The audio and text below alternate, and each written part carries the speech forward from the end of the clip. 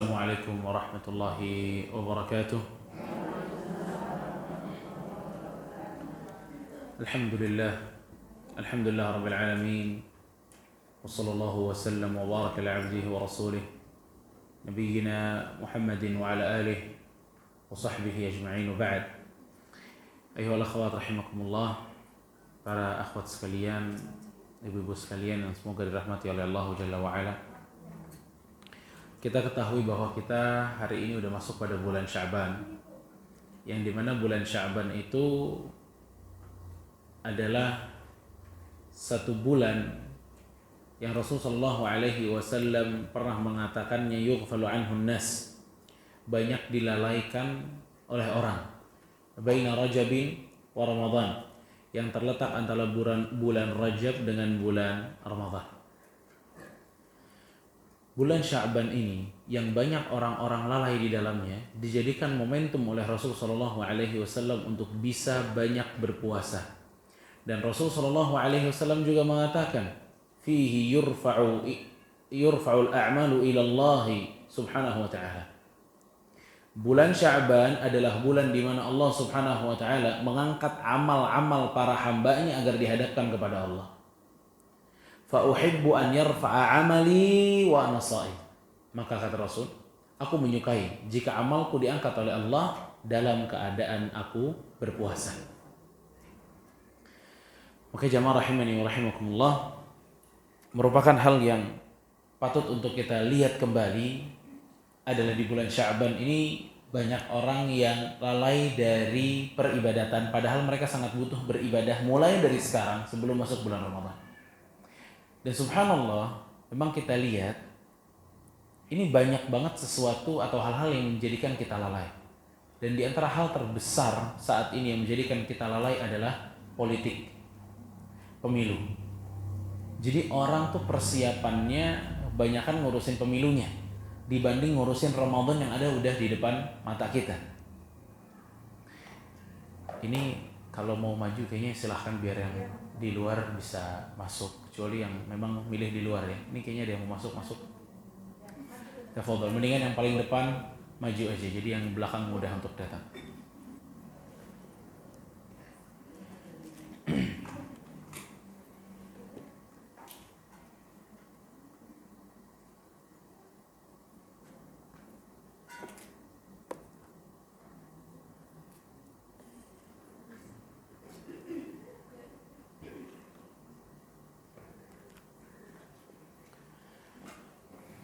Baik.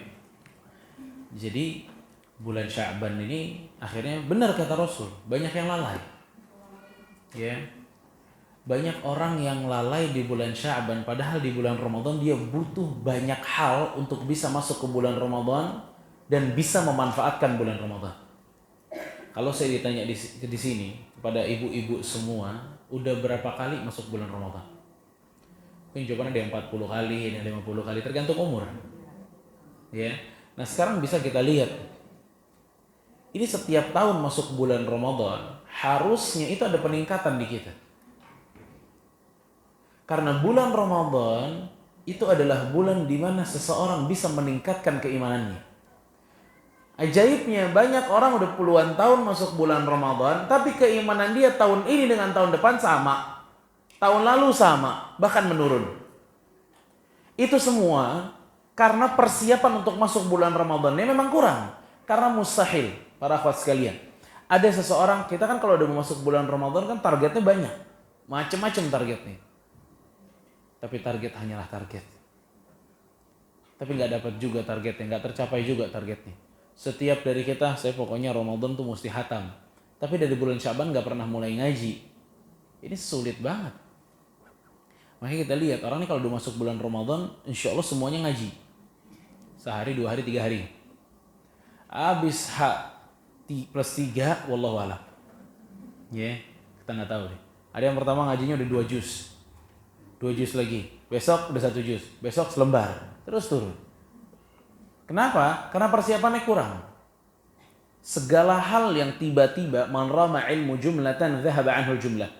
Siapa yang mendapatkan ilmu itu secara sekaligus, hilangnya sekaligus. Jadi ibadah itu memang Allah tidak mau terburu-buru gitu. Orang langsung instan bisa semua, nggak bisa.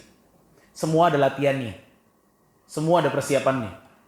Ya, makanya Allah Subhanahu Wa Taala itu menurunkan Al-Quran kepada Nabi Muhammad SAW secara utuh langsung 30 juz atau bertahap? Bertahap.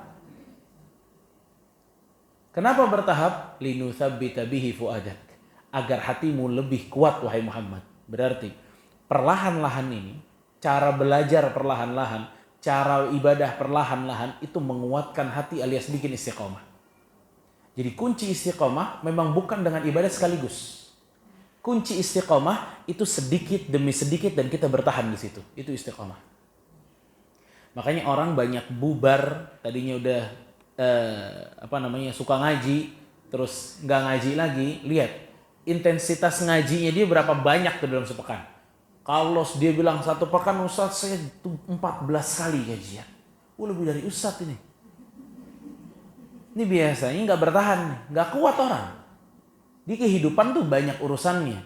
Dan memang Allah juga tidak membebani kita untuk kajian tuh sampai 14 kali dalam sepekan. Ya, nggak. Itu bikin orang nggak kuat. Dan Rasulullah SAW itu mencela adanya orang-orang yang sudah melakukan ibadah lalu ditinggal. Rasulullah SAW pernah mengatakan, Ya Abdullah, la takun mithla fulan, kana yaqumul lail fataraka qiyamal lail. Wahai Abdullah, jangan seperti si fulan ya. Dulu bangun malam, sekarang nggak bangun malam lagi. Jadi Rasul benci itu ngelihat orang kalau ibadah nggak istiqomah. Nah, cara kita istiqomah perlahan-lahan. Ya, perlahan-lahan. Ya. Makanya kalau dengan perlahan-lahan itu kita bisa nyicil tuh keistiqomahan kita, kekuatan kita. Nah, kalau kita di Ramadan itu pengen baca Quran terus sampai 30 hari, pengen sedekah terus sampai 30 hari, pengen hatam beberapa kali, ya mulai dari sekarang. Ritme ibadahnya udah mesti dimulai dari sekarang. Kalau tidak kita terlambat. Ya.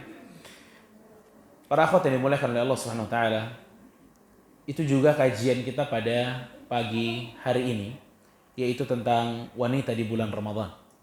Namun kajian ini akan lebih banyak terfokus tentang masalah fikihnya, yang kiranya banyak berkaitan dengan para wanita. Ya, mulai dari beberapa hal fikih yang mesti diketahui saat wanita itu di rumah pada bulan Ramadan, tentang masalah sholat tarawih, tentang zakat fitrahnya, lalu tentang Al-Quran, dan tentang interaksi dia bersama dengan pasangannya. Jamaah rahimani wa rahimakumullah, para akhwat yang dimuliakan oleh Allah. Di sini saya mengambil bahan kajian ini dari tulisan dari salah satu Syekh Muhammad ibn Rashid Abdullah Al-Ghufaili. Beliau Syekh Abdullah ini, Syekh Muhammad ibn Rashid ini salah satu alim yang menulis kitab Al-Mar'atu fi Ramadan, perempuan di bulan Ramadan. Di situ dituangkan berbagai macam masalah tentang yang berkaitan dengan wanita di bulan Ramadan. Dan kita akan mengambil apa yang bisa kita ambil pada kesempatan kali ini. Dan kita mulai dengan apa-apa yang berkaitan di rumah dengan seorang perempuan di bulan Ramadan.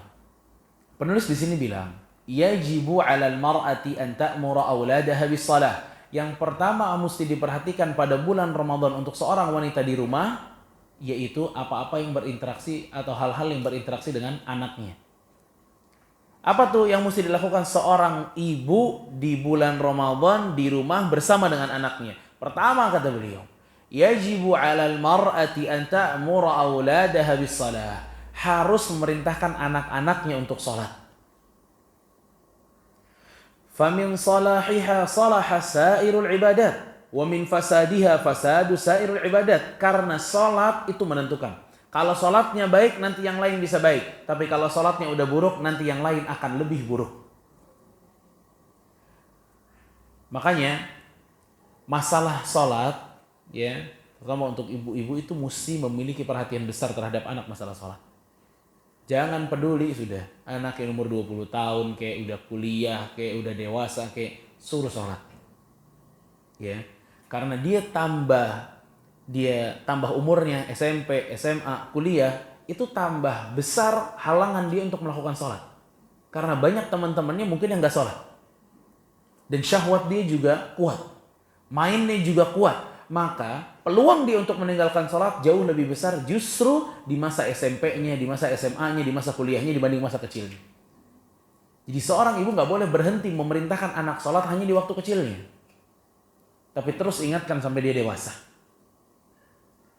Makanya di sini dikatakan bulan Ramadan itu momentum untuk seorang ibu kerap mengingatkan anak-anaknya sholat. Sholat wajib dan sholat sunnah. Perintahkan anak-anak untuk sholat sunnah. Ya, perintahkan anak-anak untuk sholat sunnah. Dan kita tahu di bulan Ramadan ada sholat tarawehnya, ada sholat witirnya. Ya, jadikan momentum Ramadan ini menyemangati dia untuk bisa sholat sunnah, sholat rawatibnya dan lain sebagainya. Jadi seorang wanita di bulan Ramadan di rumahnya berinteraksi dengan anaknya, yang pertama mesti jadi perhatiannya sholat anaknya. Di bulan Ramadan jangan kasih anak itu bisa sholat dengan keadaan menunda-nunda sholat. Jangan lagi. Ini bulan Ramadan. Harus anak ini ada peningkatan, kita juga punya peningkatan. Jadi si anak ini disuruh sholat tepat waktu. Disuruh juga sholat sunnah. Ya. Ini kita berbicara dengan anak-anak yang sudah wajib sholat. Adapun anak-anak yang belum wajib sholat, sebagaimana yang disabdakan Rasul SAW, muru as-sabiyya bis-salati idza balagha 7 sinin. Perintahkan anak kalian untuk sholat jika telah berumur 7 tahun. Wa idza balagha 10 sinin fadribuhu 'alaiha. Dan jika sudah umur 10 tahun, maka boleh dipukul jika ia enggan untuk melakukan sholat. Ya. Dan 7 tahun di sini adalah 7 tahun menuju 8. Bukan 6 menuju 7. Tapi dia lengkap dulu 7 tahun, mau ke 8, itulah momentum anak-anak disuruh untuk sholat. Disuruh. Nah, kalau bilangnya disuruh untuk sholat, kata Rasulullah SAW, maka dari wudunya, auratnya itu mesti ditutup. Ya, jadi kalau udah mulai disuruh sholat umur 7, itu perhatikan, anak jangan terus nggak wudu kalau sholat, suruh wudu.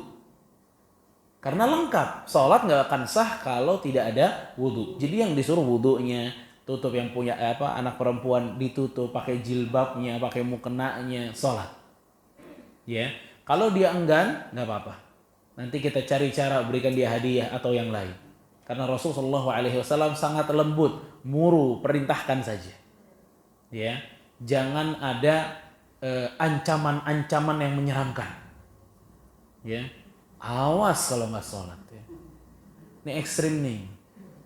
Ya, karena Rasul nggak nyuruh, Rasul cuma bilang muru auladakum, perintahkan aja. Ya, karena ini juga 7 tahun. Ya, yang penting kalau udah tua dia sholat, kalau udah balik dia sholat, itu yang paling penting. Ya, makanya saya bilang tadi di awal, kadang orang tua galak di awal, lupa di akhir.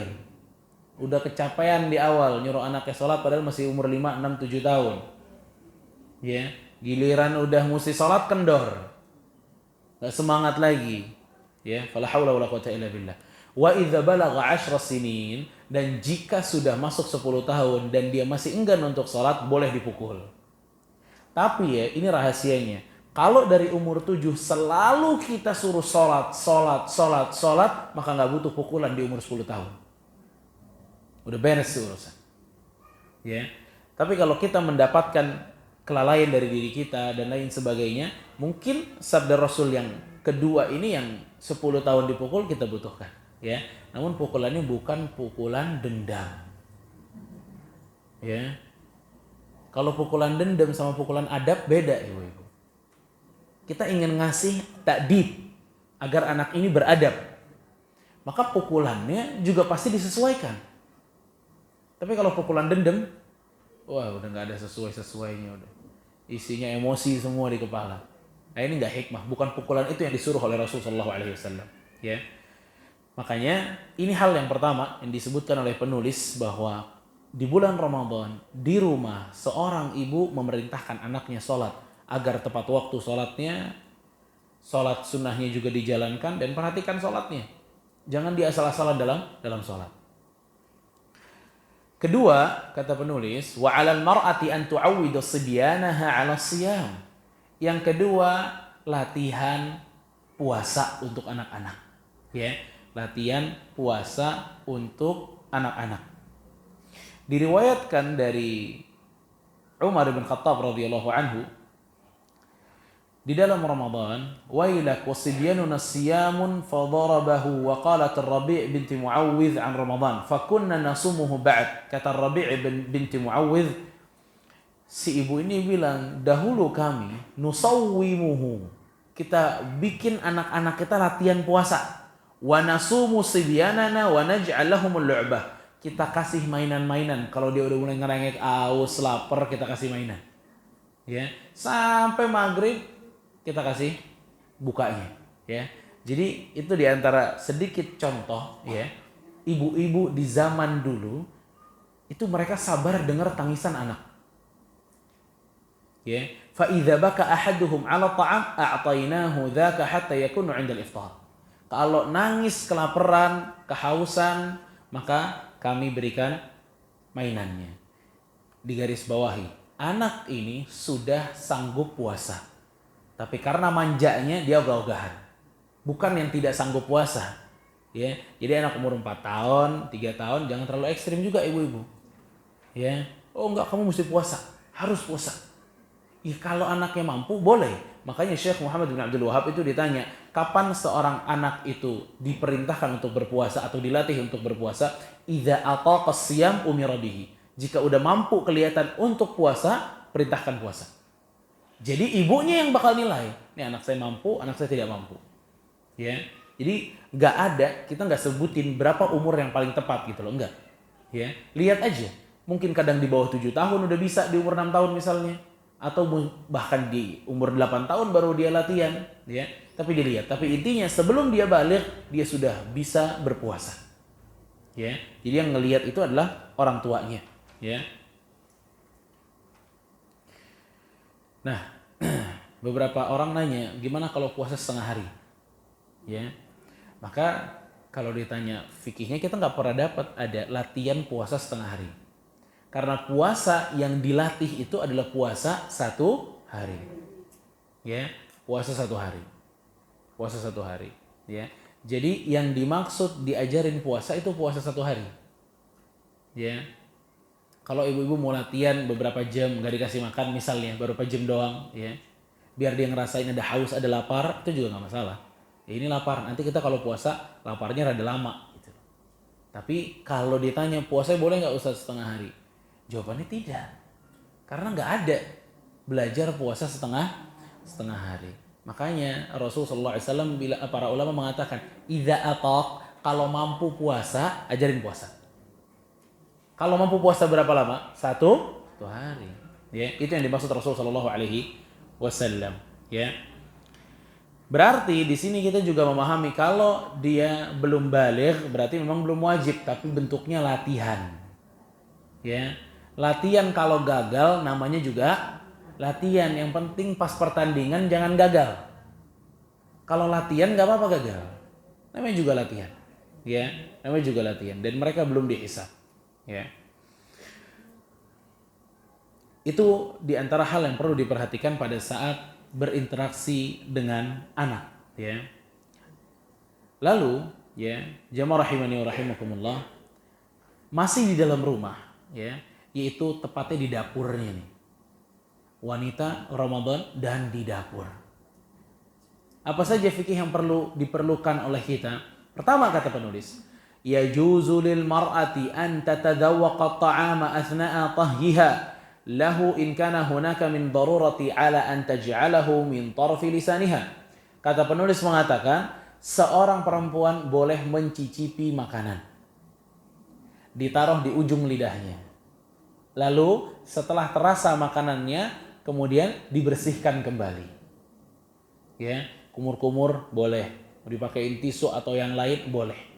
Jadi nggak ditelan, cuma di ujung lidah. Jangan nyobain sepiring, ya, ayam sepiring pakai nasi tanggung pakai sambal, berantakan puasanya. Ya, namanya mencicipi sedikit dan itu diperbolehkan. Kenapa diperbolehkan? Karena ada riwayat dari Ibnu Abbas. Ibnu Abbas mengatakan, la ba'sa an yatata'ama sha'imu bisyai'. Tidak mengapa seorang yang sedang berpuasa mencicipi makanan sedikit. Tapi jangan ditelan. Ya, nyobain duren, telan sekalian. Batal puasanya. Ya. di ujung aja. Ketahuan manis, dibersihkan lagi. Ya, karena yang membatalkan puasa itu apa-apa yang masuk. Ya, apa-apa yang masuk ke jauf, ke perut kita, itu membatalkan puasa. Makanya hal itu tidak membatalkan puasa. Ya, ingat cuma diicip saja. Ya, latihan dari sekarang Bu, masih Sya'ban. Cara mencicip yang benar tidak sampai membatalkan puasa.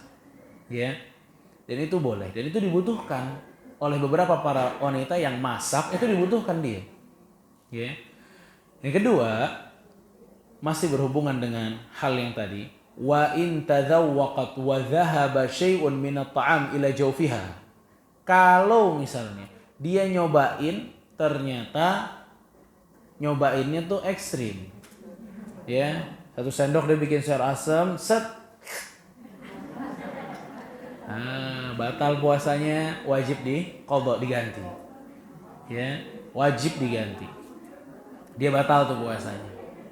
Ya, dia batal puasanya. Jadi kalau nyobainnya tipe kayak gitu nggak boleh. Ya. Wa in tadawwaqat wa hiya jahilah bi an wasala at-ta'ama aw shay'in minhu ila jawfiha la yuftiruha fala yulzimuha qada'an. Tapi kasusnya beda lagi jika dia nyobainnya tadi tuh 1 sendok. Wah, cuma dia nggak tahu tuh bahwa itu membatalkan. Maka kata para ulama, hal ini tidak membatalkan puasanya. Dan dia nggak wajib qadha. Ya, dan dia nggak wajib qadha. Karena apa? Karena dia tidak mengetahuinya.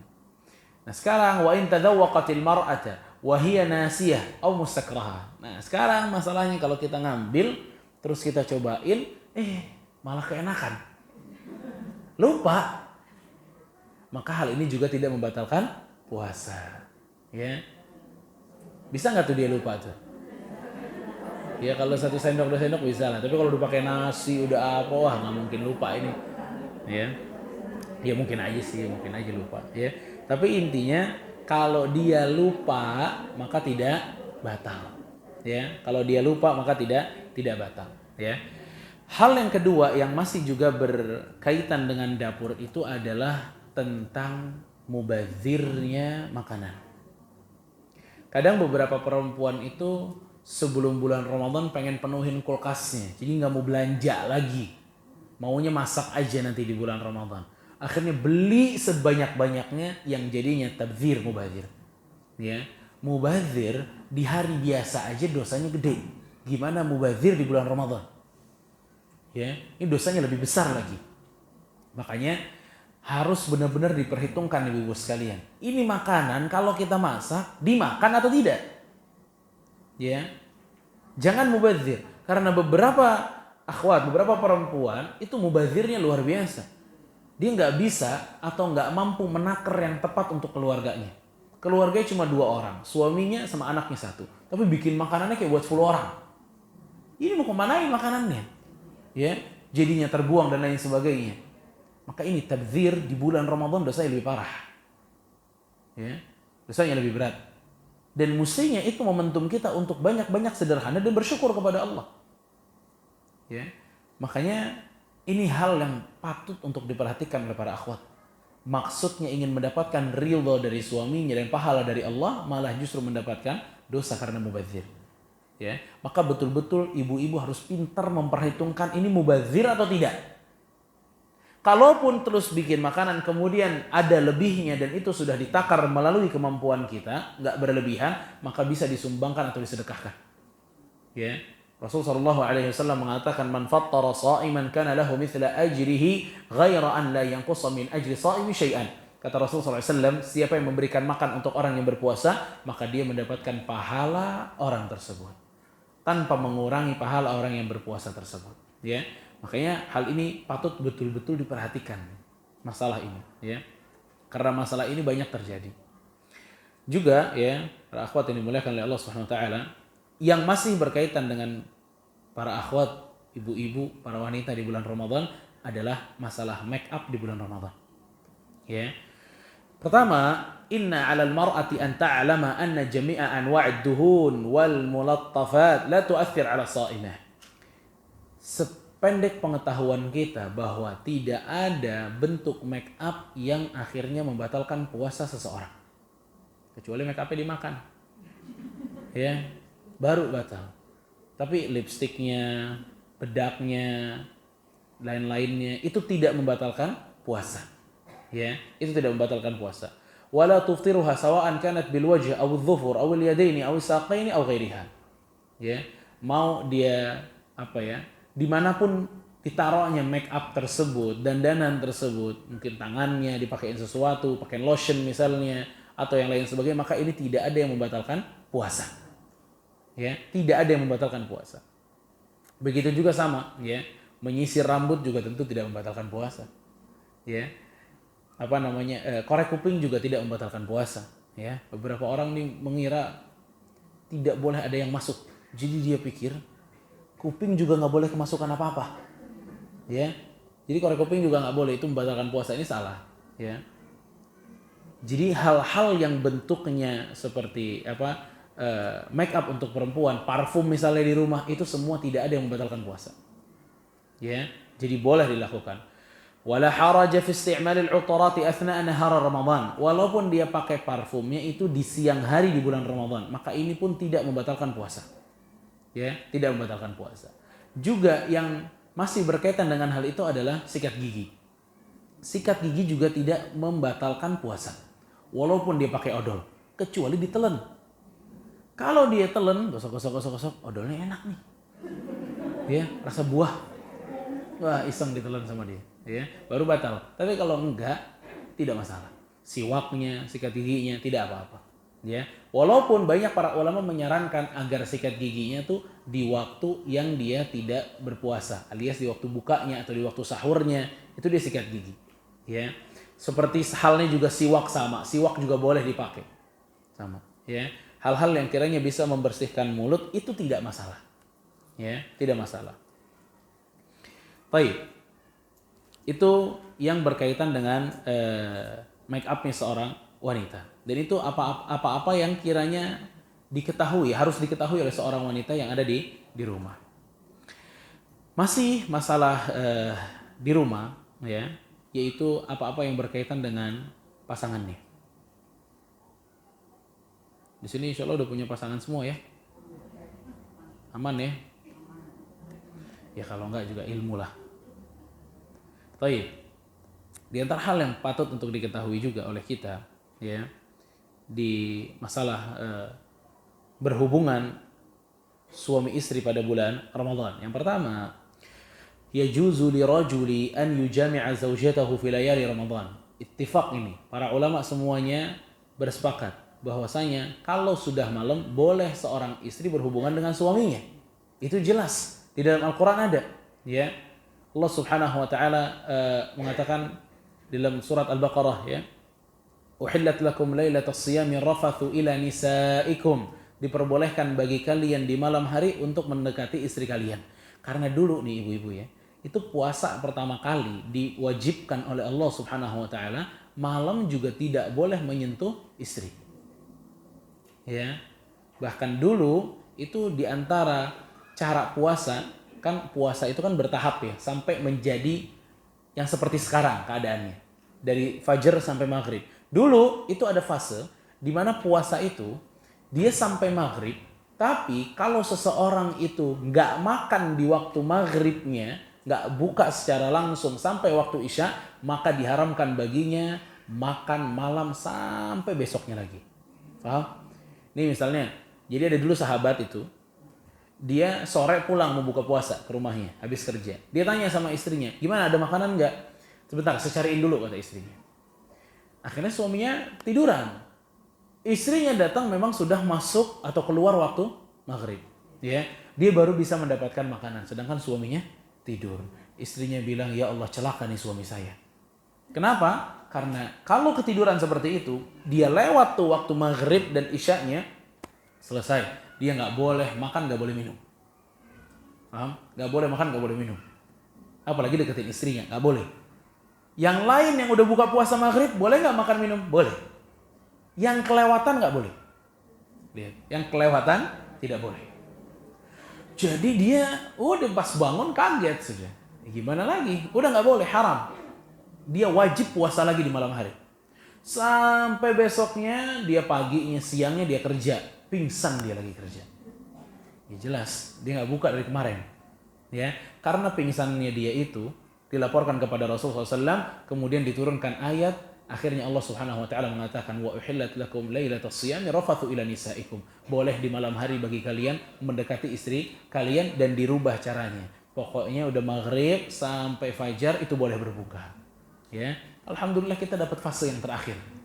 Ya, kalau kita masih dapat fase yang itu berantakan. Apalagi di Jakarta. Orang maghrib baru keluar, sebelum maghrib baru keluar kantor, macet nggak bisa buka.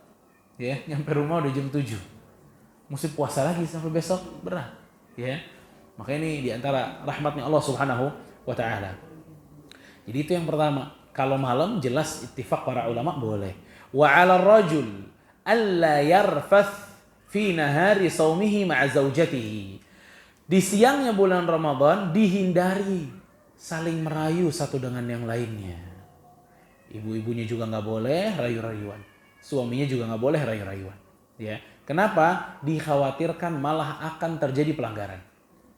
Ya. Makanya Rasulullah SAW dalam sebuah hadis diriwayatkan oleh Bukhari dan yang lainnya, fa idza kana yaumu shaumi ahadikum fala yarfuth wa la yaskhab. Kalau kalian lagi puasa, fala yarfuth, jangan mengeluarkan kata-kata yang mengajak kepada hubungan suami istri, enggak boleh. Ini dilarang oleh Rasulullah SAW. Ya. Yang ketiga kata penulis, wa in qabbala zawjatahu duna ma hajatin yuriduha fala haraja wa in kana yamliku irbih. Kata penulis, masalah mencium. Boleh nggak suami istri mereka ciuman di bulan Ramadan? Para ulama mengatakan hal ini patutnya dihindari. Berarti asalnya apa? Boleh. Mau dia bentuknya ciuman, terus dia cium keningnya, cium pipinya, itu boleh, tapi patutnya dihindari. Kenapa dihindari? Rasulullah SAW itu kalau mau keluar masjid, suka beliau mencium istri-istrinya dulu. Ya. Kemudian keluar masjid. Tapi kata Aisyah radhiyallahu anha, kana amlakukum liirbih. Rasul sallallahu alaihi wasallam itu paling pandai, paling bisa menjaga syahwatnya. Ini syaratnya. Ya. Jadi kalau bisa menjaga syahwatnya boleh. Tapi kalau nggak bisa menjaga syahwatnya tidak boleh. Ya. Jadi kalau nggak bisa menjaga syahwatnya itu tidak boleh. Sedangkan kalau yang bisa menjaga syahwatnya boleh. Umar bin Khattab radhiyallahu anhu mengatakan, siapa yang seperti Rasulullah? Kalau Rasul memang pandai menjaganya. Kalau kita belum tentu pandai. Maka Umar bin Khattab menghindari sekali hal itu. Ya. Walakin idza qabbala zawjatahu wa anzala min jara'i tatabu'il qubul fa inna shawmahu yufsid wa lazimahu qada'a dhalika al-yawm in kana wajiban. Wa idza amdha madhiyan bi shahwatin wa lam yanzil fa inna 'alayhi qada'ahu li'anna shawmuhu fasad min jara'i khurujil madhi wa hadha min bab sadd adh-dhari'ah. Dikatakan bahwa pada saat misalnya ada pasangan mereka bersiuman di tengah hari bulan Ramadan. Ya. Kemudian yang laki-lakinya mengeluarkan maninya. Ya. Maka kafarahnya seperti apa? Kafarahnya itu batal puasa si laki-laki. Harus diqadha. Ya. Harus diqadha. Ya, harus diqadha. Beda dengan adanya orang yang sedang berpuasa lalu dapat mimpi basah misalnya. Kalau mimpi basah itu nggak bisa dikuasai oleh diri. Kalau dia bangun, mau perempuan ataupun laki-laki, terdapat mimpi tersebut, dia bangun dalam keadaan seperti itu, maka puasanya boleh dilanjutkan. Tinggal mandi junub aja. Ya, beda yang kita nggak bisa kontrol dengan sesuatu yang bisa kita kontrol. Kalau sesuatu yang bisa kita kontrol, itu akan batal puasanya. Ya, makanya para ulama mengatakan, kalau dengan bersiuman tersebut itu mengakibatkan hal tersebut, maka batallah puasa si laki-laki. Ya, batallah puasa si laki-laki. Lalu kemudian, ya, wa idza bashara zawjatahu wa huwa syakun bi tulu'il fajri fala qada'a wala kafarata wa shaumuhu sahih. Ya. Kasus yang juga perlu kita perhatikan, beberapa pasangan mereka itu berhubungan di kalau subuh jam 4 mereka berhubungan di jam 4 kurang 15. Ya, ini ngeri-ngeri sedap ini. Ya. Sebagian dari mereka nggak sadar kalau waktunya ini sudah mendekati waktu subuh, ya, sampai akhirnya mereka melakukan hubungan dan tiba-tiba azan. Ya, tiba-tiba azan. Kata para ulama, maka yang seperti ini tidak perlu qadha, dia langsung lanjut puasa. Ya, begitu dengar azan mereka berhenti, dia lanjut puasa langsung. Ya, tidak perlu diganti apalagi bayar kafarah, enggak perlu. Ya, Allah Subhanahu wa taala mengatakan pada surat Al-Ahzab ayat 5, kata Allah Subhanahu wa taala, "Wa laisa 'alaikum junahun fima akhta'tum bih, walakin ma ta'ammadat qulubukum." Kalau kalian tidak sengaja, maka tidak mengapa, kata Allah. Yang bermasalah itu yang sengaja. Jadi sengaja kalau dengar subuh dia malah berhubungan. Ini sengaja, ini kafarah dia. Tapi kalau yang nggak sengaja, ya dia nggak sadar, maka ini tidak dapat kafarah dan puasanya boleh dilanjutkan. Ya, dan puasanya boleh dilanjutkan. Ya, itu kira-kira yang berhubungan dengan pasangan suami istri. Sekarang kita bahas jika suami dan istri berhubungan di siang hari di bulan Ramadan. Ya, apa yang mesti dilakukan? Ya. Pertama kita lihat, kalau memang dua-duanya berpuasa, maka berhubungan suami istri haram. Ya, tapi kalau dua-duanya sedang safar, yang mereka berdua tidak wajib puasa, maka kalau mereka berhubungan halal. Ya, tapi jangan main-main. Mau safar biar bisa berhubungan. Nah ini jadi masalah nih. Ya, ini nggak boleh. Itu bahkan sebagian para ulama mengatakan dia harus kafarah tuh. Dia sengaja ninggalin puasa. Nggak boleh. Kalau dia ada hajat misalnya. Ya, misalnya anaknya pesantrennya di Solo misalnya. Dianya tinggal di Bekasi atau di Jakarta. Kemudian dia mesti jemput anaknya. Itu safar tuh. Nah, ini kan dapat pilihan si suami dan istri ini. Bapak ibu ini dapat pilihan. Mau lanjut puasa, silahkan. Mau dibatalkan juga boleh dalam syariat Islam. Ya, boleh. Akhirnya mereka memutuskan untuk membatalkan puasa. Lalu nginep di hotel, kemudian mereka berhubungan, ini halal nggak masalah. Walaupun di siang hari. Ya, yang masalah kalau sengaja pergi untuk berhubungan. Ya, sengaja booking tiket, cari. Kita ke Bali yuk, kita ke Bali bulan Ramadan. Innalillahi wa inna ilaihi raji'un. Ya. Dan ini ada terjadi. Ada seorang laki-laki ya, itu dia ngakunya nggak sanggup kalau Ramadan, nggak sanggup puasa. Jadi setiap bulan Ramadan keluar dari negaranya. Agar menghindari apa? Puasa. Ya, yang tipe seperti ini dosa dia. Ya, yang tipe seperti ini dosa. Ya. Nah, itu yang perlu juga kita perhatikan. Wa in hasala inzalu biduni ilaj fa fihi qada'u dhalika al-yawm wa in hasala al-'aqs ay ilaj biduni inzalihi fa fihi al-qada' wal kafarah. Juga jika suami dan istri ini keluar maninya ya, tapi belum sempat berhubungan. Ya, keluar mani tapi belum sempat berhubungan. Apa hukumnya? Qadha. Puasa di hari itu batal tapi tidak ada kafarahnya. Cuma diganti aja. Ya. Suami istri, ya, dia sebelum melakukan hubungan yang dimaksud jima ini, ibu-ibu sekalian, pada saat benar-benar berhubungan. Afwan.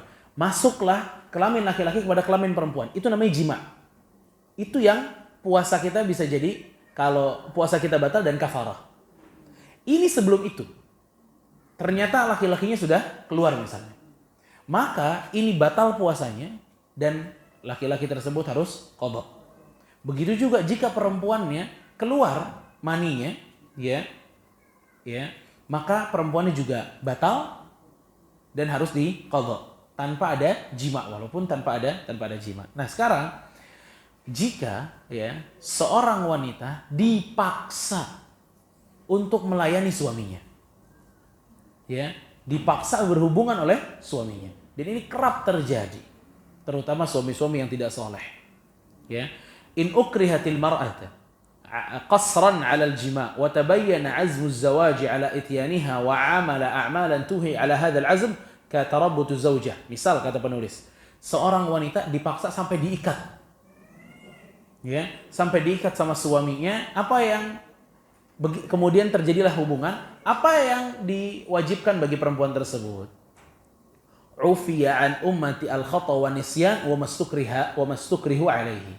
Jika keadaannya seperti itu, perempuannya sampai diikat, si laki-lakinya sampai menjima si istrinya tersebut dengan keadaan seperti itu, padahal istrinya sudah menolak karena puasa, maka istrinya tidak perlu qadha puasa, tidak juga perlu bayar kafarah. Ya, karena kata Rasulullah SAW, tidak ada hukum bagi orang yang keliru, maksudnya tidak tahu, lupa, dan dipaksa. Tidak ada hukum. Ya, bagi orang yang lupa, tidak tahu, dan dipaksa. Ini tidak ada hukum. Terus suaminya gimana? Kalau suaminya gimana? Dosa, maksa, ya. Kedua, bayar kafarah, ya.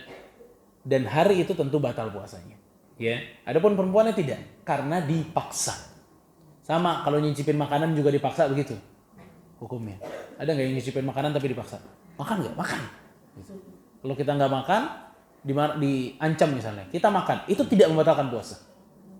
Selama dipaksa itu tidak membatalkan puasa.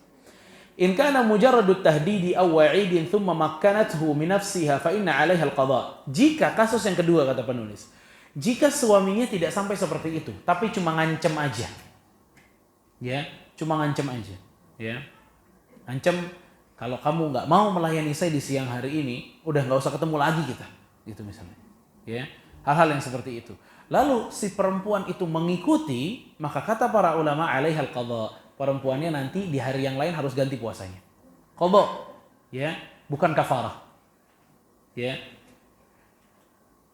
Tidak pakai kafarah. Kenapa? Karena ada ancaman dari suami. Ya, tidak kafarah, tapi hanya diqadha saja. Bedain kasusnya ibu-ibu.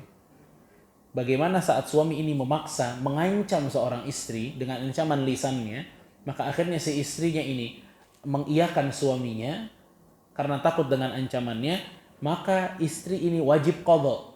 Qadha itu diganti di hari yang lain puasanya, tanpa harus bayar kafarah. Ya.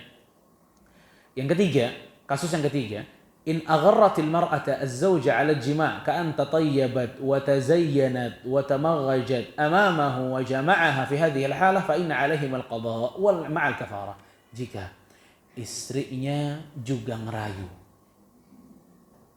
suaminya terayu, maka terjadilah apa yang terjadi. Maka dua-duanya harus bayar kafarah. Ya, kalau didasari dua-duanya mau, dua-duanya bayar kafarah. Ya, dua-duanya bayar kafarah. Kafarahnya apa? Lihat hadis ini. Rasul sallallahu alaihi wasallam dari Abu Hurairah, qal, jaa rajulun ila Nabi sallallahu alaihi wasallam. Datang seseorang kepada Nabi sallallahu alaihi wasallam, faqala, ya Rasulullah halaktu, ya Rasulullah halaktu. Orang ini bilang, ya Rasulullah, binasa saya, hancur saya. Kata Rasulullah SAW, wa ma ahlakak? Kenapa? Kata Rasul, waqa'tu ala imra'ati fi Ramadan. Ya Rasulullah, saya jima dengan istri saya di siang hari di bulan Ramadan. Ya udah, kata Rasul, hal tastati an ta'tiqa raqabah? Ya udah, kalau gitu bebaskan satu budak. Ini kafarahnya ibu-ibu. Kalau ada yang qadarullah jima di bulan Ramadan, yang pertama an ta'tiqa raqabah, membebaskan budak. Ada nggak budak hari ini? Di Bekasi ada budak nggak di Bekasi? Nggak ada. Di Indonesia rata-rata udah nggak ada. Ya, di dunia juga udah jarang banget. Ya. Kata dia, la, tidak ya Rasulullah, tidak mampu. Qal, hal tastati an tasuma syahraini mutatabi'ain? Kalau gitu puasa 2 bulan berturut-turut. Ya, puasa 2 bulan berturut-turut, nggak boleh putus. Kalau perempuan putus dengan haid, nanti dilanjut lagi, dihitung 2 bulan pokoknya. Ya, orang ini bilang, la ya Rasulullah, yang sebulan aja jebol, gimana 2 bulan? Nggak mampu dia. Kata Rasulullah SAW, hal tastati an tat'ama 60 miskinan? Mampu nggak kalau ngasih makan 60 orang miskin? Disuruh kasih makan sama Rasul 60 orang miskin. Kasih makan. Kalau kita beli nasi rames misalnya, isinya udah lengkap, nasinya ada segala macam, beli 60. Ya, beli 60. Kata orang ini, la ya Rasulullah, juga tidak ya Rasulullah. Jadi orang ini miskin banget. Ya, nggak bisa sama sekali. Wala bebasin budak nggak bisa, puasa 2 bulan nggak bisa, ngasih makan orang miskin nggak bisa. Qala fajlis, udah duduk aja. Fajalas, fa'ata Nabi sallallahu alaihi wasallam bi'araqin fihi tamr. Akhirnya Rasul, ini emang Rasul SAW luar biasa. Rasul bawain 1 mangkok isinya kurma, kasih ke dia. fatasaddaq bihi. Udah, sedekahin aja ini. Lihat ya ibu-ibu ya. Rasul tuh, kita tahu nih orang salah ya. Tapi Rasul nggak nyalahin dia sama sekali. Rasul cariin solusinya lagi. Kalau dia nggak punya apa-apa, nih kurma dari saya sedekahin. Berarti di sini juga kita memahami, kalau ada orang yang kena kafarah, boleh kita yang biayain, dia yang nyebarin. Ya. Pada saat disuruh bersedekah oleh Rasul sallallahu alaihi wasallam, dia bilang, "A'ala afqaru minna ya Rasulullah?" Ya Rasulullah, emang di Madinah ada yang lebih miskin dari saya? Jadi orang ini miskinnya ekstrim. Dia miskin banget, dia bilang nggak ada orang yang lebih miskin daripada saya. Fa wallahi ma baina la baitaiha ahla baiti afqar min ahli baiti. Ya Rasulullah, demi Allah, ini kalau disensus kata dia, keluarga paling miskin di Madinah keluarga saya. Fadhahaka Nabi sallallahu alaihi wasallam. Nabi juga ketawa dengarnya, ya Allah, orang enggak punya apa-apa, dikasih ternyata dia paling miskin. Apa kata Rasulullah? Idhhab fa'at'imhu ahlak. Ya udah, bawa ini kasih makan keluargamu aja. Lihat, subhanallah. Allahumma shalli ala Muhammad. Ya, bagaimana kelembutan Rasul SAW. Sekarang kalau kita dengar ada orang kayak gitu, kira-kira gimana tuh? Benar-benar lu sih ya. Itu udah marah aja bawaannya. Rasul SAW dicari solusi lagi, solusi lagi, luar biasa. Ya, dan itu kalau kita mau lihat lebih dalam ibu-ibu sekalian, bagaimana perlakuan Rasul SAW kepada orang yang melakukan kesalahan. Ya, Rasul nggak emosi dengar dia. Rasul cariin solusinya, ini luar biasa. Ya, memang Rasul ini Nabi yang rahmat ya, kasih sayangnya begitu besar kepada umatnya. Allahumma shalli ala Muhammad. Ya, jadi itu. Dan ini mesti diperhatikan bahwasanya kafarah tadi itu bukan boleh milih. Tapi kalau ini mampu, yang pertama tadi apa? Bebasin budak. Kalau bebasin budak mampu, ini yang mesti dipilih. Kalau nggak mampu, baru yang kedua. Yang kedua apa? Puasa 2 bulan. Kalau puasa 2 bulan mampu, wajib puasa 2 bulan. Kalau puasa 2 bulan nggak mampu, masuk yang ketiga. Berapa? 60 orang miskin. Ya, 60 orang miskin. Ini 3 dari memberikan kafarah. Ya. Nah, kalau nggak mampu juga, sedekah semampunya, nggak sampai 60. Ya, kepada fakir. Kalau nggak mampu juga, ya udah kita yang kasih makan keluarganya. Ya. Nah, ya itu yang patut untuk kita ketahui. Ya. Beberapa orang bertanya, Ustaz gimana Ustaz? Saya dulu nggak tahu nih Ustaz. Udah kepalang dulu tahun sekian. Ya. Maka apa yang mesti kita berikan kepada orang tersebut? Sebagian para ulama bilang, ya udah puasa 2 bulan. Pasti jawabannya nggak mampu Ustaz. Ya. Ya udah, lebih baik memberikan makan fakir miskin 60 orang. 60 orang bersama dengan taubat kepada Allah Subhanahu wa taala, ya. Karena itu merupakan hal yang dosa, ya. Merupakan sebuah dosa. Baik. Jamaah rahimani wa rahimakumullah, itu yang banyak berkaitan tentang masalah rumah, ya, mulai dari anak dan suami. Sekarang kita masuk kepada bab yang juga penting bagi seorang wanita, itu masalah salat tarawih. Salat tarawih untuk seorang wanita. Pertama, ya, ibu-ibu harus tahu juga bahwa sholat tarawih sebagaimana disunahkan untuk laki-laki, disunahkan pula untuk perempuan. Ya, bahkan pahalanya pun sama. Apa yang didapatkan laki-laki dalam sholat tarawihnya bisa didapatkan oleh perempuan di dalam sholat tarawihnya.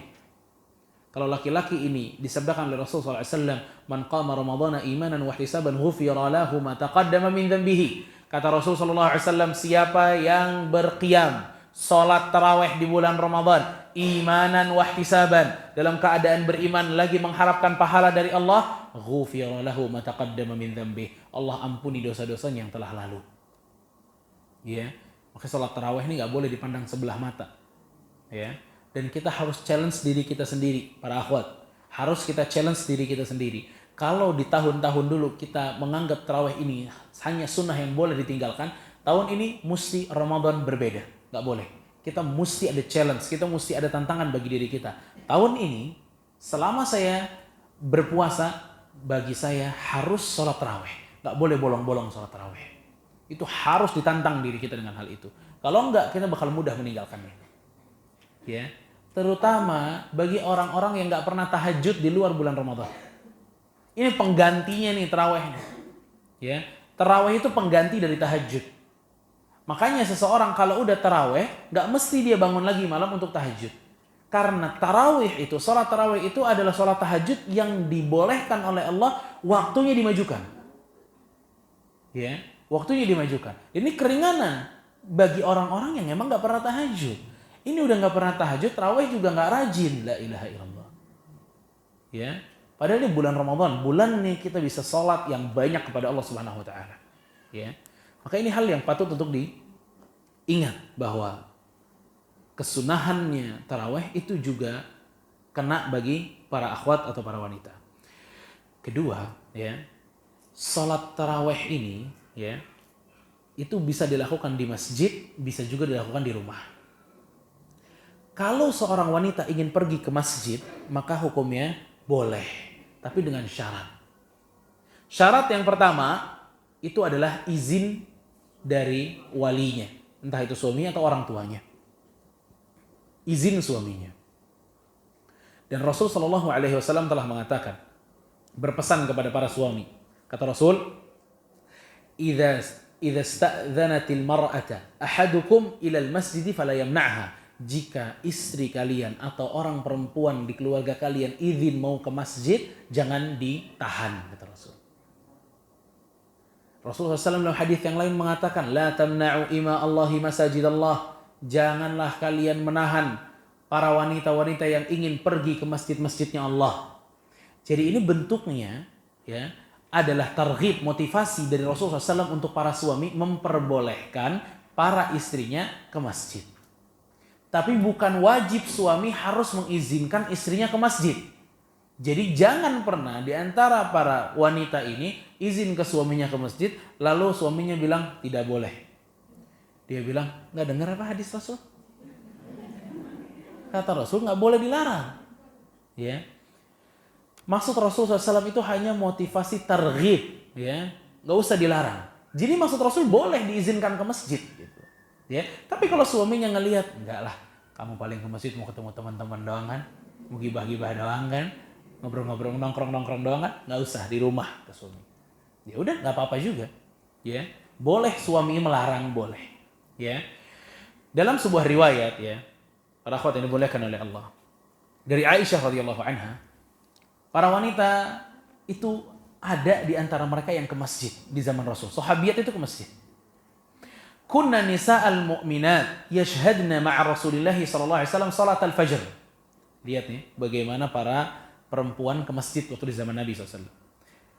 Dahulu kata Aisyah, itu para akhwat itu pada sholat di masjid, sholat subuh. Lihat yang dipilih. Sholatnya sholat apa? Subuh. Kenapa sholat subuh yang dipilih banyak oleh sahabiat? Gelap.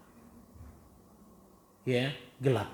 Makanya jarang deh kalau sholat zuhur, asar, dan lain sebagainya. Subuh ini gelap. Ya, itu lebih bisa menutup auratnya, lebih bisa menjadikan dia tertutup gitu. Salat al-fajr, sudah gitu kata Aisyah, mutalaffi'at bimurutihinna, dan mereka ini menutup tubuh mereka dengan jilbab mereka. Jadi ketutup benar gitu loh. Udah gelap ketutup lagi. Dan di beberapa hadis dikatakan bahwasanya pakaian banyak dari para wanita Ansor itu hitam. Ini kan tambah gelap lagi, gitu. Ya, tambah nggak kelihatan lagi mereka. Tsumma yanqalibna ila buyutihinna. Ini penting juga. Beres salat, mereka kembali kepada rumah-rumah mereka. Hina yaqdina salata la ya'rifuhunna ahadun minal ghalas. Di waktu mereka masih tidak mengenali siapa di sebelah mereka karena masih gelap. Jadi benar-benar habis salat mereka pulang. Ya, nggak mampir coffee shop dulu, enggak. Pulang. Dia. Jadi ini kelihatan memang dia mau ke masjid, mau sholat sama Rasul Shallallahu Alaihi Wasallam. Ya. Nah, dan ini mesti betul-betul diperhatikan. Para wanita boleh ke masjid dengan syarat yang pertama izin suami. Kedua, kata Imam Nawawi rahimahullahu taala, seorang wanita boleh ke masjid dengan syarat yang kedua, ghaira mutatayyibah, nggak boleh pakai parfum. Ya, nggak boleh pakai parfum. Lihat. Syaratnya pun ketat. Jangan pakai parfum. Beberapa perempuan ini ke masjid, Masya Allah, dia cuma lewat parfumnya, Allahu Akbar. Sampai imam cium. Imam di depan nyium. Wanginya luar biasa. Ya. Ini nggak boleh gitu loh. Kan masjid itu kan tempat laki-laki, tempat laki-laki yang pasti ada di situ laki-lakinya. Maka dilarang ghairu mutatayyibah, nggak boleh berpakai minyak wangi. Wala mutazayyina, nggak boleh dandan. Ya. Baju juga mesti diperhatikan. Ya. Kadang ada perempuan-perempuan ya, itu ke masjid itu sebagai alasan aja. Ya, nasallahu salamul afiyah. Semoga diselamatkan kita dari alasan-alasan busuk ini. Banyak perempuan ke masjid sebagai alasan. Alasan bisa keluar rumah. Suaminya pasti nggak enak kalau nolak izin kajian, kan nggak enak. Pak, aku mau kajian ya. Aduh, kajian lagi ya suami. Cuma kalau ditolak nggak enak ya. Ya udahlah. Ya, cuma yang tahu cuma diri si istri tersebut, hatinya gimana, niatnya apa. Ya. Lalu ke masjid juga seperti itu. Ya. Maka ghairu mutazayyinah, enggak boleh dalam keadaan dia berdandan, enggak boleh. Ya. Jadi bajunya mesti dipilih juga baju yang tidak mengundang fitnah kalau ke masjid, ya. Di beberapa masjid ya, ini perempuan-perempuannya naudzubillah pakaiannya. Di dalam pakai mukena, begitu keluar la ilaha illallah. Ya, ini setan yang dilepas setelah maghrib. Ya. Menyeramkan sekali naudzubillah, ya. Dan kebanyakan mau mejeng juga, mau TP-TP juga, tebar pesona juga. Ya. Kan banyak ikhwan-ikhwan juga tuh yang lewat-lewat tuh bolak-balik. Nah, ini ada yang mengambil momentum ini. Subhanallah. Ingat para akhwat, Allah mengetahui niat kita. Sedetail apapun niat kita, Allah tahu. Busuknya niat kita, Allah tahu. Baiknya niat kita, Allah tahu. Pertanggungjawaban itu di hadapan Allah. Ya, semua kita tanggung jawab tentang masalah hal itu. Wala dzata khalakhil yasma'u sautaha wala thiyabin fakhiratin wala mukhtalitatin birrijal. Dan juga tidak boleh pakai gelang-gelang yang ada suaranya gitu loh. Ya. Ini lihat nih syaratnya dari Imam Nawawi. Hatta suaranya jangan kedengeran. Suaranya jangan kedengeran, bayangin. Ya. Agar bisa terjaga fitnah dari seorang wanita.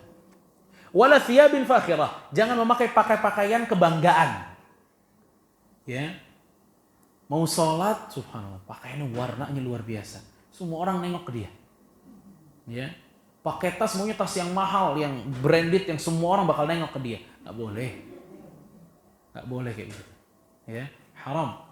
Ini makanya wanita afdolnya tidak di masjid, gara-gara hal ini sulit untuk dijaga oleh orang wanita. Ya. Mau show off-nya, mau dipuji sama banyak orang dan lain sebagainya. Hal-hal inilah yang menjadikan Islam tuh datang untuk mengatur ini. Karena kalau dia sampai dipuji sama orang, pahala mereka yang hilang. Ya. Wala mukhtalitatin birrijal, dan tidak boleh campur-campur dengan laki-laki. Lihat tuh masjidnya tuh. Itu masjid proper nggak untuk perempuan? Bener nggak kita bisa terjaga dari laki-laki? Ya. Makanya masjid-masjid misalnya masjid yang ada tingkat misalnya itu jauh lebih baik tuh. Ya, karena tingkat gitu loh. Ya. Walaupun kita tetap boleh sholat kalau safnya ini saf laki-laki di belakang saf perempuan. Boleh sholat, dulu zaman Nabi juga begitu. Ya, boleh sholat, tapi ingat tadi, ya, sahabat-sahabat Nabi yang perempuan itu kalau beres sholat bubar dia pulang. Ya, sebelum orang-orang melihat dia pulang. Ya. Ada beberapa wanita itu sengaja pulangnya rada lama. Biar yang ikhwan juga keluar juga. Jadi kiranya rezeki bisa lihat-lihat. Ada hal ini, naudzubillah. Ya. Dan setan ini sangat bermain di sini, para akhwat sekalian. Ya. Mungkin kalau ibu-ibu ya udah enggak masanya, tapi anak-anaknya ini mesti diperhatikan. Mesti diatur keikhlasannya, diuji keikhlasannya, diberikan pemahaman tentang keikhlasan dalam sholat. Wala mukhtalitatun birrijal wala syabbaha wa nahwiha mimma yuftatan biha aw wa an la yakuna fit tariq ma yakhafu bihi mafsadah. Dan ingat syarat yang berikutnya kata Imam Nawawi, di jalannya juga aman. Jalan ke masjidnya harus harus aman. Tidak boleh jalan-jalan yang membahayakan. Ya, entah memang treknya ini bahaya atau banyak kiranya laki-laki yang akan menggodanya misalnya di jalan. Ya, maka hal-hal ini menjadikan seorang wanita tidak boleh ke masjid. Ya, lihat ibu-ibu. Perhatikan syarat-syarat dari Imam Nawawi tersebut. Syaratnya begitu ketat. Ya. Karena wanita ini kalau keluar ke masjid harus memperhatikan hal-hal ini. Ingat, kita ingin mendapatkan ridha Allah di masjid. Jangan pulang bawa murka Allah. Dengan pakaian yang enggak benar, dengan wangi-wangiannya, dan dengan niat-niat yang buruk. Na'udzubillah. Bukan dapat ridha, malah dapat murka dari Allah Subhanahu wa taala. Ya, maka hal ini juga perlu diperhatikan. Yang berikutnya masih tentang tarawih seorang wanita di masjid. Ya. Pelanggaran-pelanggaran yang terjadi atau yang biasa terjadi. Pertama, kadang perempuan itu kalau datang ke masjid lupa sholat tahiyatul masjid. Ya. Padahal sholat tahiyatul masjid itu disunahkan, sebagian para ulama mengatakan mewajibkan bagi perempuan ataupun laki-laki. Jadi kalau datang tahiyatul masjid dulu. Ya, tahiyatul masjid dulu itu yang pertama. Ya. Kedua, pelanggaran yang kerap terlihat di para akhwat itu adalah mereka kadang lebih cepat bangun dari sujud atau rukuk dibanding imam. Ya, kecepatan bangunnya. Gak tahu kecepatan turunnya. Ya, gak boleh, sabar. Ya, sabar ikut imamnya selesai Allahu Akbar baru kita. Jangan imamnya baru sudah bangun duluan. Ya. Gak boleh kayak gitu salat. Salat harus selesai dulu imamnya mengatakan Allahu Akbar, kita baru ikut. Ya, begitu terus. Salam juga begitu. Assalamualaikum warahmatullah, baru kita salam. Boleh. Mau nungguin dua-duanya? Boleh. Tapi dia mesti salam dulu si imam tuh. Beres dulu minimal satu. Jangan diikutin bersama. Ya, jangan diikuti bersama. Jadi nggak boleh mendahului imam.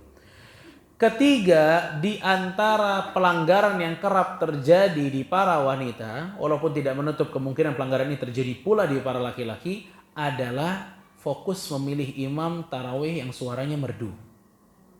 Fokus memilih imam tarawih yang suaranya merdu. Gak peduli masjidnya kayak apa, gak peduli jaraknya seperti apa, yang penting imamnya suaranya merdu.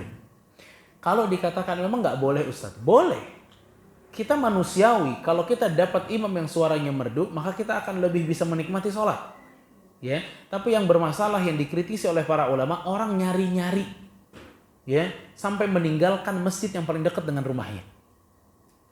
Kalau keinginan dia mendapatkan ridha Allah dengan berada di masjid, masjid sebelah rumahnya juga menyediakan fasilitas itu, kan bisa juga masjid juga. Ya, maka tidak boleh banyak-banyak fokus dengan milih suara imam kesana kemari. Suara imam itu enak tuh, kita sholat di situ, besok sholat di sini, besok sholat di situ. Enggak. Kalau itu sudah berlebihan. Ya, apalagi yang jaraknya jauh ditempuh agar mendapatkan hal itu berlebihan. Ya, tapi yang afdal kita menetap atau kita sholat di masjid yang paling terdekat. Ya. Juga di antara pelanggaran yang terjadi pada tarawih itu adalah ghibah. Kalau udah ngumpul di masjid, niatnya tarawih, ketemu teman lama, Allahu Akbar. Teman baru, teman lama, dua-duanya gabung sudah. Ya, itu ngobrolnya luar biasa. Semua diobrolin. Orang mana aja diobrolin. Yang dia nggak kenal tuh artis-artis nggak kenal diomongin juga, disumbang juga sama dia tuh. Ya, ini masjid, la ilaha illallah. Ya, mesti seorang itu kalau udah masuk masjid baca Qur'annya. Firman Allah yang dia baca. Jangan ngobrol kanan kiri nggak beres-beres. Makanya cari masjid yang teman kita sedikit di situ. Jangan cari masjid yang teman kita banyak di situ. Ngobrol. Yang laki-laki juga seperti itu.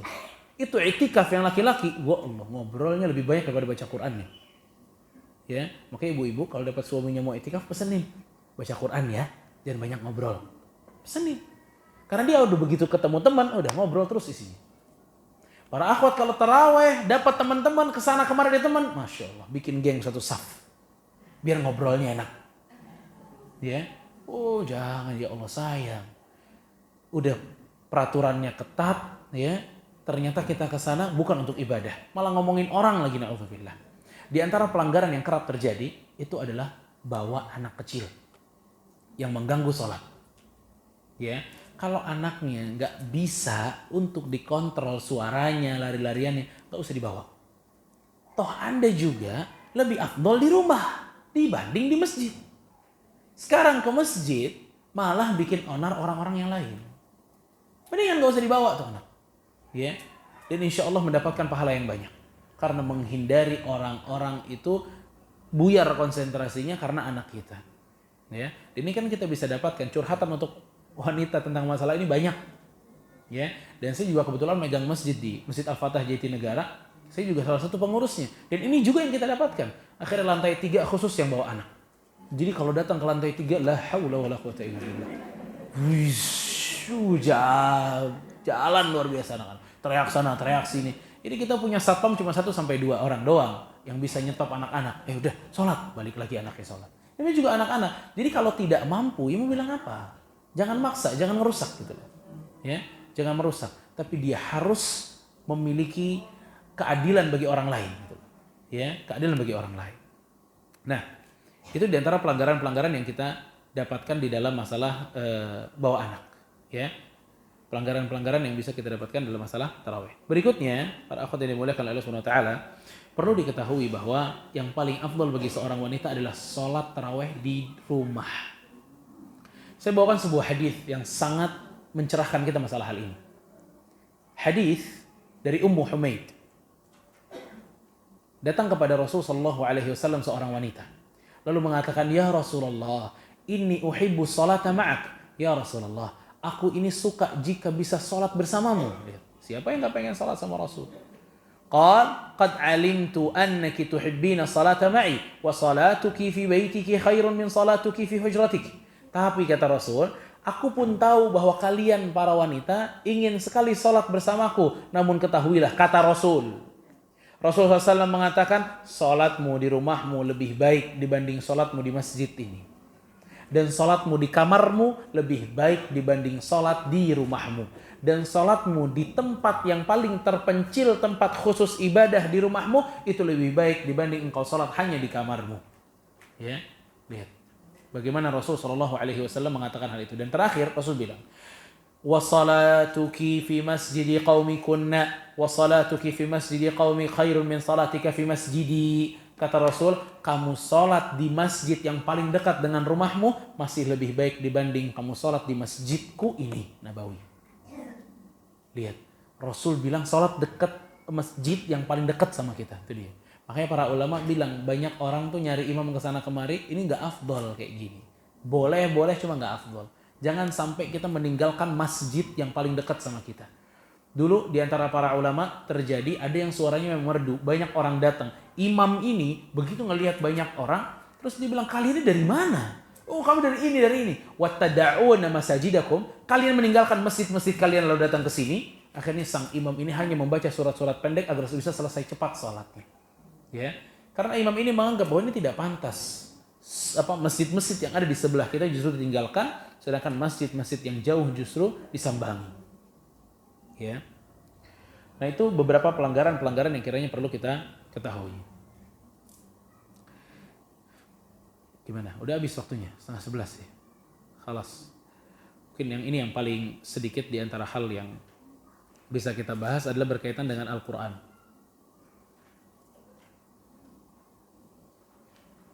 Pertama, qiraatul Quran Al-Karim wa hiya haid. Bagaimana hukumnya seorang wanita membaca Al-Quran dalam keadaan haid? Ya. Walil mar'ati an taqra al-Quran al-Karim wa hiya haid li daruratin wa la haraja fi dhalika li ihtiyajiha. Seorang wanita boleh membaca Al-Quran dalam keadaan haid. Boleh. Tapi tanpa menyentuh mushaf. Mushaf itu Al-Quran yang hanya bahasa Arabnya, bukan yang terjemahan. Kalau yang terjemahan ini namanya terjemahan boleh dipegang. Ya, tapi kalau Qurannya saja, mushaf yang isinya bahasa Arabnya saja, maka ini mushaf tidak boleh dipegang. Kalau di HP boleh. Ya, jadi kalau para ibu-ibu lagi haid dan mau baca Quran, boleh lewat HP. Ya, boleh lewat HP. Juga Rasul sallallahu alaihi wasallam mengatakan, la taqra al-haidha wa lan nufasa'i min al-Qur'ani syai'an. tidak boleh seorang yang haid ataupun nifas membaca Al-Quran sedikit pun. Maksudnya itu adalah bacaan Al-Quran yang pegang langsung. Ya, kalau tidak dipegang langsung maka boleh. Ya, zikir juga seperti itu. Lalu yang berkaitan dengan masalah yang sama, walil mar'ati an tasma'a qira'at al-Qur'an wa hiya haid. Boleh untuk seorang wanita mendengarkan Al-Qur'an. Bacanya saja boleh, bagaimana dengan mendengarkan? Boleh. Ya. Mendengarkan, misal contohnya anak kita punya hafalan, ya, dan dia ingin murajaah sama ibunya. Boleh kita dengerin walaupun kita haid. Ya. Makanya ini kadang datang dari para ustadzah, hafizah yang kiranya harus menyimak hafalan-hafalan muridnya. Maka dia boleh mendengarkan hafalan muridnya. Ya, dia boleh mendengarkan hafalan. Yang tidak boleh hanya menyentuhnya. Begitu juga baca kitab-kitab agama, boleh hukumnya walaupun dia sedang haid. Ya, yang tidak boleh kalau sedang haid salat dan puasa. Ya, salat dan puasa itu tidak boleh. Doa, zikir dan lain sebagainya itu diperbolehkan. Ya. Baik, sebagai tanda pertanyaan sudah datang, berarti sudah di akhir sesi. Ya, langsung kita masuk kepada pertanyaan.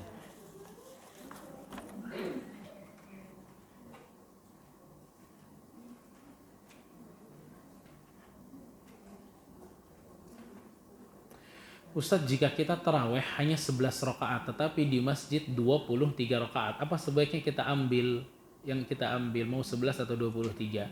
Kalau kuat 23, yang afdal 23 ikuti imam. Kalau di masjid. Ya. Ikuti imam sampai 23. Ya. Kalau kita nggak kuat, maka ya udah menghilang saja setelah 11. Ya. Menghilang setelah 11. Pertanyaan kedua, jika sudah taraweh di awal malam, maka di sepertiga malam bolehkah kita memperbanyak salat lagi atau hanya tilawah dan doa saja? Jawabannya boleh menambah salat. Ya, kalau kita udah taraweh di awal 11 rakaat misalnya, kemudian kita bangun sebelum makan sahur kita salat lagi 2, 4, 6, 8, boleh. Karena sebenarnya salat taraweh itu yang penting mathna, 2, jumlahnya bebas. Itu salat tahajud.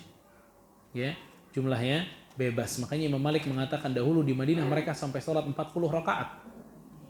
Ya, mereka sampai sholat 40 rakaat. Ya, mau dicampur dengan tilawah juga boleh. Dan bulan Ramadan adalah bulannya tilawah. Jika kita belum sholat taraweh, tengah malam kita terbangun, maka sebaiknya kita melakukan sholat taraweh atau sholat tahajud. Sama, dua-duanya kena. Taraweh iya, tahajud iya. Ya, karena tarawih dengan tahajud sama. Ya, sama. Bolehkah wanita melakukan i'tikaf? Boleh. Tapi syarat-syarat yang tadi ke masjid diingat. Ya, syarat-syarat izinnya, pakaiannya, minyak wanginya, pakaian dan berbagai macam hal syarat-syarat tersebut harus tetap terjaga.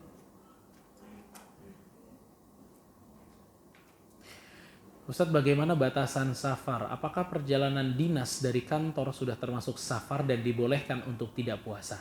Jika sanggup puasa saat safar, lebih utama tetap puasa atau tidak? Baik. Pertama, batasan safar itu kurang lebih 4 farsakh. 4 farsakh itu dikonversikan dengan kilometer itu kurang lebih 83 kilometer. 83 kilometer. Maka dilihat, ya, kota yang kita tuju ini sudah melebihi 83 km atau belum. Kalau sudah melebihi 83 km, maka itu dinamakan safar. Kalau sudah safar, maka pilihan. Kalau safarnya mudah, tidak menjadikan kita letih, maka afdalnya lanjut puasa. Tapi kalau safarnya ini dan kita puasa melemahkan kita, maka berbuka. Ya, maka berbuka. Begitu.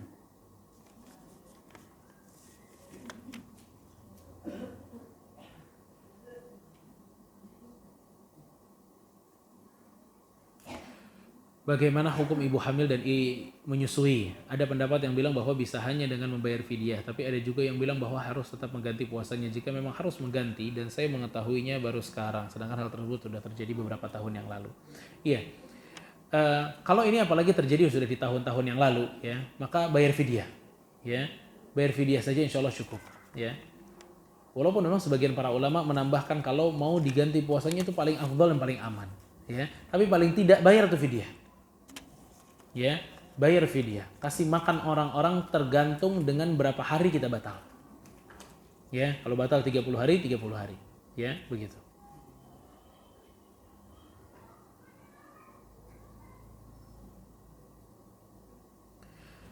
Pak Ustadz, jika suami istri selama bulan Ramadan tidak berhubungan badan atas permintaan suami karena mau fokus ibadahnya dan demi istrinya agar sehat selama Ramadan, apakah dosa suaminya?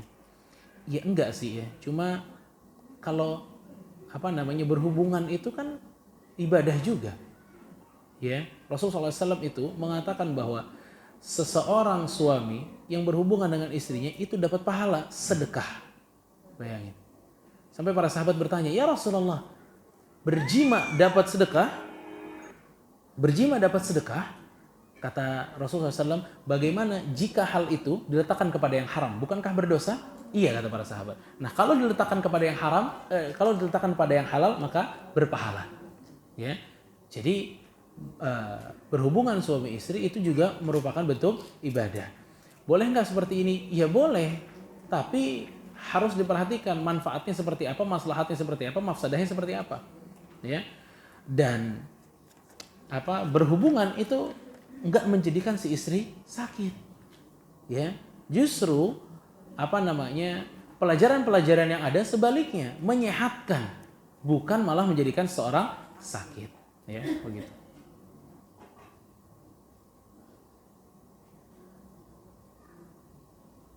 Afwan Ustaz, jika selama Ramadan saya lebih sering tarawih di masjid karena menemani anak yang ingin tarawih di masjid, bagaimana sebaiknya?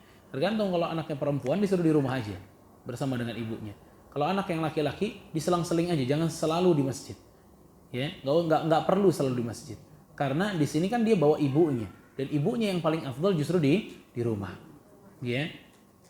Dan kalaupun ke masjid, ingat batasan-batasannya.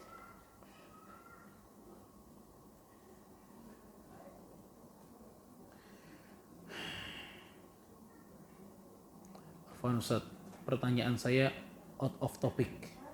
Saya punya seorang teman dekat yang diajak ta'aruf oleh ikhwan yang memiliki background yang tidak baik, seperti tidak bekerja. Pernah ketahuan beberapa kali selingkuh, bahkan pernah menikah siri 2 kali lalu kabur tanpa ada kejelasan.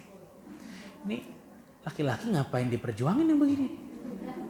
Teman saya akhwat dan dia janda dan mau menerima kondisi ikhwan tersebut seakan-akan gelap mata. Padahal ia seorang penuntut ilmu dan sekarang jarang kajian. Teman saya sekarang menjauhi saya karena saya mengingatkan untuk mencari pasangan yang baik dan soleh. Apa yang saya harus lakukan, Pak Ustadz? Pertama ya, ini memang lelaki seperti ini tidak dibutuhkan oleh seorang perempuan.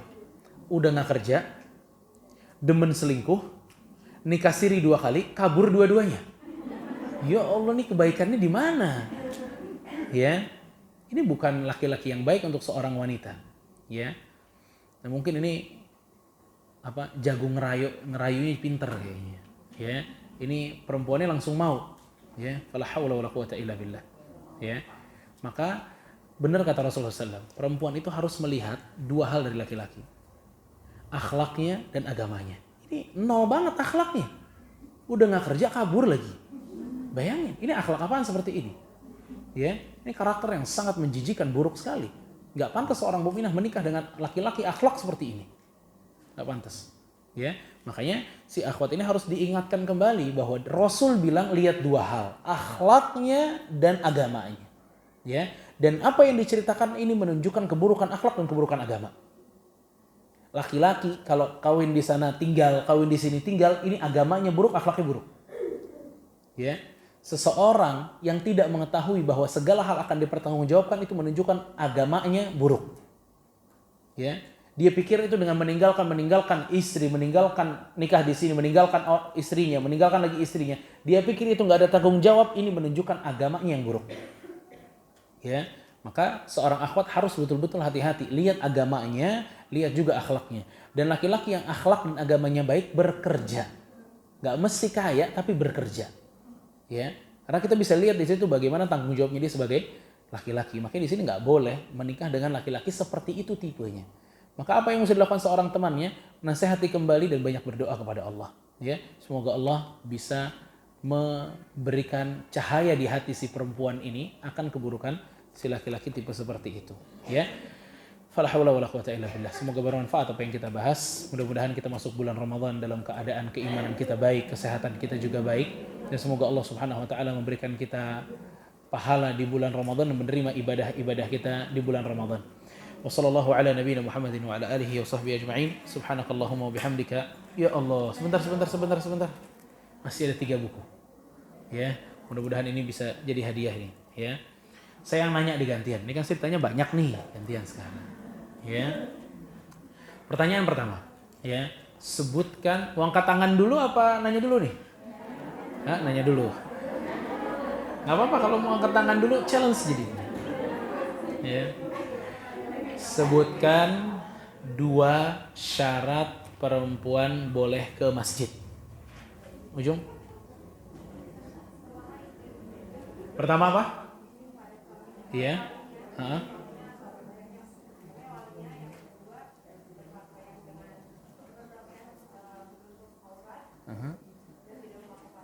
Barakallahu fiik. Ini silahkan diambil. Nih nanti disalurkan aja ya. Ya udah, dapatlah nanti dapat. 2. Tadi disebutkan ya tentang masalah kafarah. Sebutkan kafarah jika seseorang suami dan istri berjima. Lah. Budak pertama, terus 2 apa? Nah. 60 orang muslim.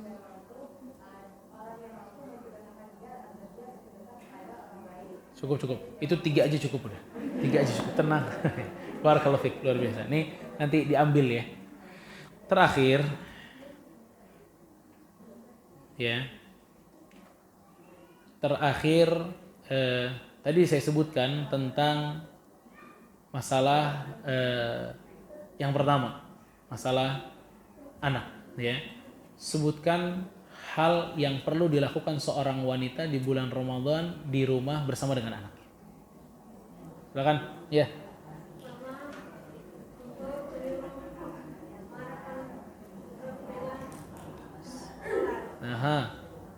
Ada lagi?